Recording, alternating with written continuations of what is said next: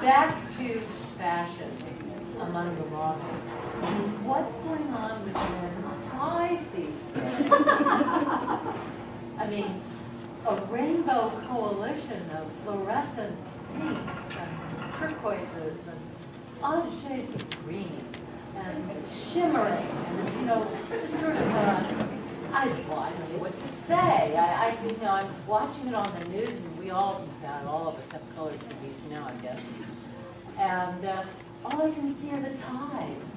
I can't listen to a word they're saying or what is being said about them. So whether, we've got the teeth, we've got the hands and all that stuff. And I heard what you said about the women, but really, what, you gotta know, you gotta tell me.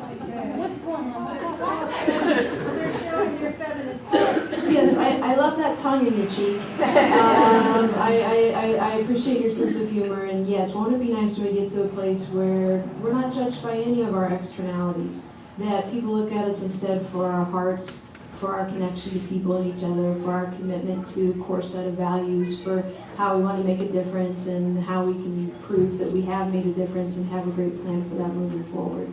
And not on how we're dressed or what we look like. I mean, for a million reasons, and it's not because I'm a lesbian. I don't wear high heels because they're not comfortable. And that's my choice, but that's okay. I love them on anybody else, but I'm never going to start to wear them because I'm told that I have to, right? I'm just somebody that's going to dress and be what I'm comfortable being and doing, and thankfully,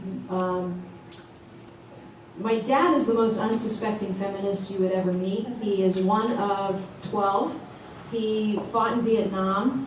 He spent his life as a factory welder, as I mentioned, but he raised his two daughters to have 3 rules in the family.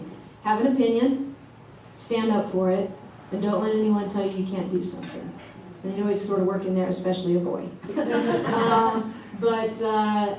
Never in there was, you have to dress a certain way, you have to look a certain way, you have to worry about what people think about what you say or do. It was never about an external thing. It was always about just being really strong inside yourself and letting your core guide you.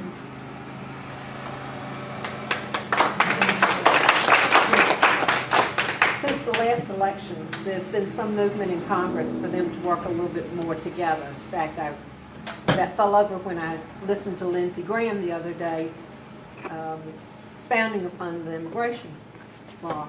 Has the Maryland Congress, has the Maryland legislature seen the writing on the wall from the last election, and how did you feel about this last session? So in the Maryland General Assembly, we have a supermajority of Democrats. There are, I think, around 93 or 94 of us in 141 body in the House side and similar proportions on the Senate. And you definitely have enough votes on the Democratic side to be able to shove through whatever you want, regardless of what the other party thinks. But I think there's always improvement to be had. I think that sometimes we do a good job of soliciting the advice of the minority party and trying to work together on things, and then there are other times where their thoughts and ideas are ignored and the agenda is being pushed forward aggressively. That said, the biggest shift in attitudes that I noticed came from a realization that what we were doing in Annapolis was in line with what the voters wanted us to do. For a very long time, we would pass bills, anything that was progressive in nature, there would be a backlash by ideologues that disagreed to say, you're out of touch with the rest of Maryland, and the rest of Maryland isn't this progressive, and why are we passing marriage equality and the DREAM Act, and these are going to go down in flames once we get them to the voters. And we didn't just win those ballot initiatives by having a strong voter turnout in the big 3 jurisdictions of Montgomery, Prince George's, and Baltimore City. We won because of a coalition of people all across this state, including Kent County, including parts of Anne Arundel, including Frederick. Like, there was a strong amount of support for these issues in places that were surprising, that I think gave people the courage of their convictions on a range of other issues that came up this session. One that I have to give another hat tip to the League, I know has been a forever priority of yours to repeal the death penalty. And that was a big issue for me too. I have the privilege of being friends with Sister Helen Prejean, who wrote the book Dead Man Walking. You may have either read the book or seen the movie where Susan Sarandon portrayed her as a nun that counseled death row inmates.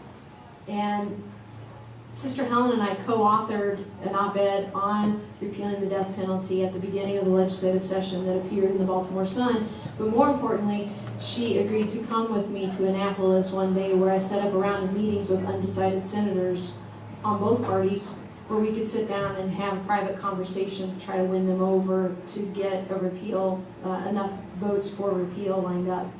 And with the work of people like Sister Helen and the League and that vote, I think, from 2012 that showed that Marylanders support us doing things that make us a strong progressive state. And by progressive, I'm not putting an ideological label on there. You know, by definition, progress just means about moving forward. It means about learning and realizing that, you know, state-sanctioned killings are imitating the worst of human behavior, that it's about vengeance at that point instead of punishment. And if we really care about punishment, we put people behind bars and punish them without the opportunity for parole if that's indeed what they deserve. But we can't ever guarantee that we're not going to execute someone who's innocent. Who are we to judge? Even if they are guilty, who are we to judge that it is their time to be over and that they don't have an opportunity to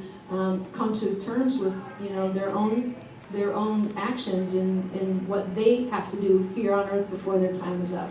And so we were able to put together an interesting coalition, somewhat bipartisan, but really I think at the end of the day was about this understanding that the voters of Maryland do expect us to come and vote our conscience, that it should never be sending us there and we vote just how it's safe to be in order to get reelected. Like, in order for anyone who's there just voting to preserve their ability to have a lifelong career as an elected official is not doing their job.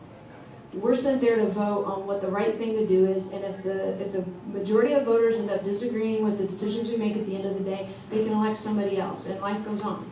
Including for the legislator that loses. Like, this should never be your be-all, end-all, right? Like, I will be happy to be retired on my farm in Chestertown if I hit a place in politics where I'm not able to continue to advance the ideas that I have. And thankfully, I think that 2012 election cycle has really stiffened the spine of a lot of people to have the courage of their convictions in Maryland. And so we saw another pretty successful year of getting things done that are hard to do in just a 90-day session.